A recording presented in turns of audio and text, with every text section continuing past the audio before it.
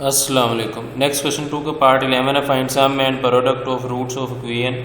Equation दी हुई है 2px² plus 3qx minus 4r equal to 0। तो इसको हम पेज पे लिखते हैं और फिर इनके सम और प्रोडक्ट फाइंड करते हैं। तो ये हमने इसको पेज पे लिख लिया, सम और प्रोडक्ट फाइंड करने थे। तो सबसे पहले हमें सम और प्रोडक्ट के फार्मूले आने चाहिए, सम और प्रोडक्ट के फार्मूले। तो सम का फार्मूला होता है, मतलब उसे ऐसे डिनोट करते हैं माइनस बी ओवर ए। तो ए बी सी की वैल्यू आप लोगों को पहले पता होनी, एक्स स्क्वायर कोफिशिएंट ए होता है, एक्स का कोफिशिएंट बी और जो कांस्टेंट होता है उसकी वैल्यू को सी कहते हैं। तो अब हमने जस्ट वैल्यू पुट करनी है। माइनस इंटू बी की वैल्यू हमारे पास 3q ओवर ए की वैल्यू है 2p। तो ये माइनस मल्टीप्लाई कर देंगे तो क्या आ जाएगा हमारे पास -3q over 2p, -3q over 2p। ये आ गया हमारे पास सम। अब हमने फाइंड करना है प्रोडक्ट। तो प्रोडक्ट का भी फार्मूला लिखेंगे सबसे पहले, ताकि उसमें वैल्यू इजीली पुट कर सकें।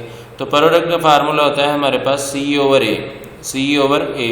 तो सी की वैल्यू हमारे पास है -4r ओवर ए की वैल्यू है 2p।